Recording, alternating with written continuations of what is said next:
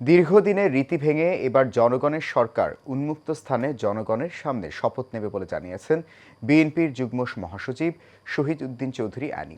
সকালে সংসদ ভবনের দক্ষিণ প্লাজায় শপথস্থল পরিদর্শন শেষে এই কথা জানান তিনি। বলেন, এই অনুষ্ঠানে উপস্থিত থাকবেন জুলাই শহীদ পরিবারের সদস্যসহ দেশি বিদেশি ১২০০ অতিথি। সাইফুল ইসলাম নয়নের রিপোর্ট, ক্যামেরায় ছিলেন আনসারুল ইসলাম।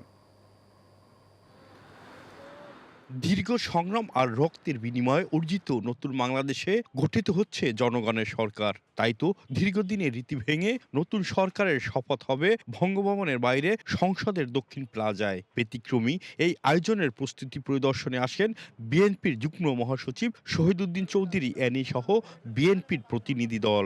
দেশনায়ক তারেক রহমানের নেতৃত্বে জাতীয়তাবাদী দল বিএনপি সংখ্যাগরিষ্ঠতা পেয়ে আগামীকাল সংসদে শপথ নিবে এবং সরকার গঠন করার ক্ষেত্রেও মন্ত্রিপরিষদেরও শপথ নিবে ইনশাল্লাহ। এ সময় শহীদ উদ্দিন চৌধুরী অ্যানি জানান, মঙ্গলবার সকাল 10টায় জাতীয় সংসদ ভবনের শপথ কক্ষে শপথ নেবেন নতুন সংসদ সদস্যরা। সংসদ সদস্যদের শপথের পর সংসদীয় দলের বৈঠকে নেতা নির্বাচন করা হবে।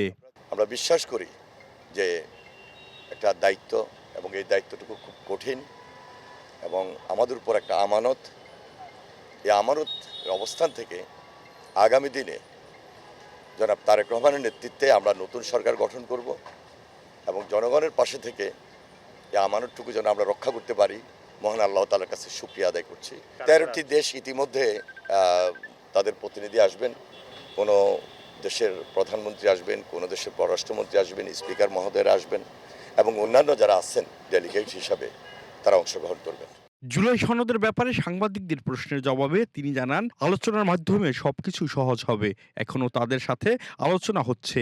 জুলাই সনদের ব্যাপারে একটা হা না ভোট হয়েছে এবং সেখানে হা জয়যুক্ত হয়েছে। পরবর্তীতে যে করণীয়, এটা পার্লামেন্টে আলোচনার মধ্য দিয়ে নির্ধারিত যে আলোচনাগুলো সমাপ্তকরণ, এবং সেটা আমার মনে হয় খুব একটা কঠিন হবে না।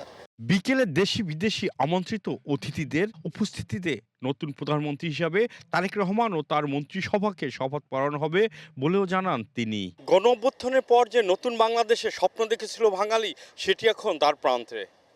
আগামীকাল মঙ্গলবার জাতীয় সংসদ ভবনে দক্ষিণ প্লাজায় জনপ্রতিনিধিদের শপথ গ্রহণের মাধ্যমে নতুন বাংলাদেশ গড়বে এবং শান্তিপূর্ণ এবং সুশৃঙ্খল একটি বাংলাদেশ হবে, এমনটাই প্রত্যাশা সাধারণ মানুষের। সাইফুল ইসলাম নয়ন, এশিয়ান টেলিভিশন, ঢাকা।